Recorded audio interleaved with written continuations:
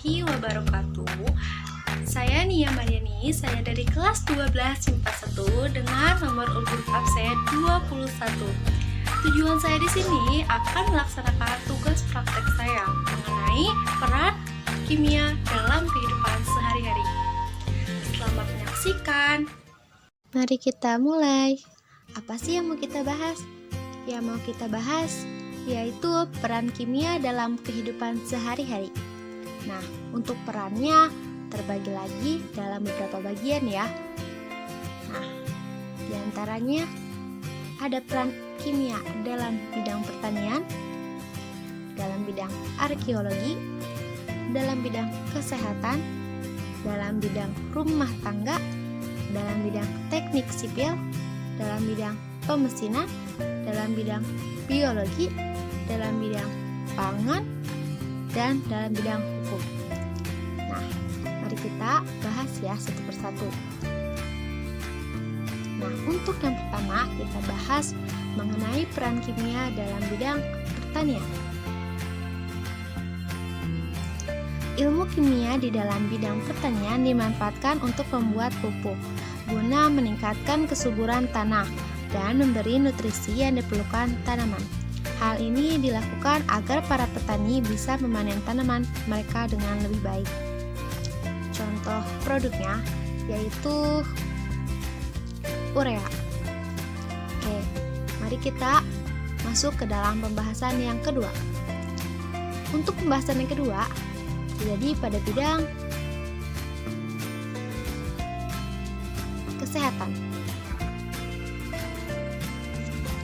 Dalam bidang kesehatan, ilmu kimia berperan dalam pembuatan obat-obatan, pembuatan vaksin, pembuatan cairan infus, alat Röntgen, dan sterilisasi alat-alat kedokteran.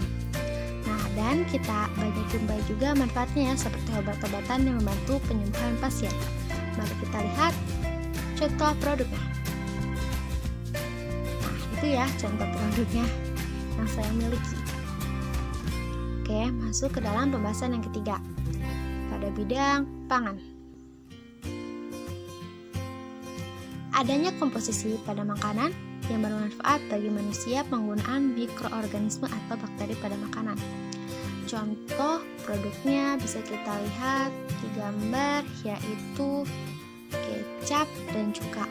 Tapi ada lain juga sih produk yang lainnya itu kayak tempe, roti, bahkan keju. Nah itu ya. Masuk ke dalam pembahasan selanjutnya mengenai bidang hukum. Di bidang hukum, ilmu kimia berperan untuk membuktikan tindak kejahatan seseorang dalam pemeriksaan DNA.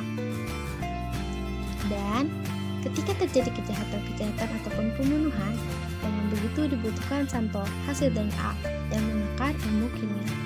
Bisa kita lihat contohnya seperti ini ya, tapi mungkin untuk kertasnya tidak bisa saya tampilkan. Mari kita masuk ke dalam pembahasan selanjutnya mengenai bidang pemesinan.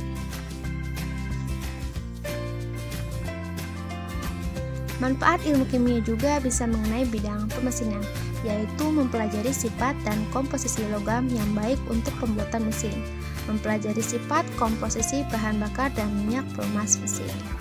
Nah, kita lihat ya contoh produknya.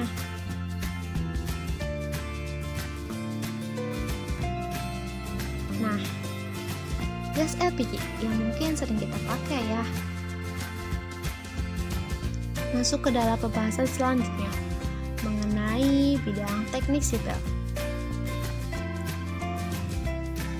Bahan-bahan yang digunakan dalam bidang ini adalah seperti semen, kayu, cat paku, paralon, lem, dan sebagainya. Semua bahan tersebut dihasilkan melalui riset yang berdasarkan ilmu kimia.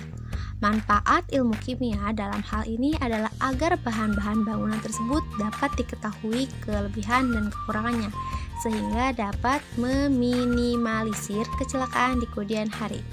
Nah, mari kita lihat contohnya. Nah, itu yang saya pegang adalah cat. Jadi kita masuk ke dalam topik. Nah, selanjutnya itu mengenai bidang biologi. Untuk bidang biologi terjadi hubungan saling ketergantungan antara ilmu kimia dan biologi.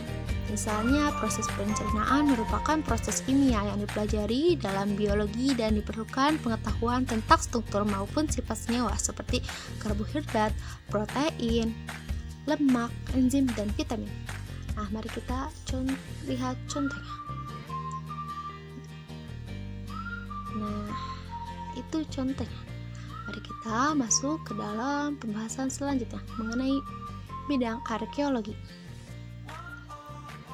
Di bidang arkeologi, ilmu kimia dibutuhkan untuk menentukan unsur fosil. Fosil yang ditemukan dapat ditentukan usianya dengan radiostop karbon 14. Nah, mari kita lihat contohnya. Nah, itu ya contohnya. Sekian video yang bisa saya dapat sampaikan. Kurang lebihnya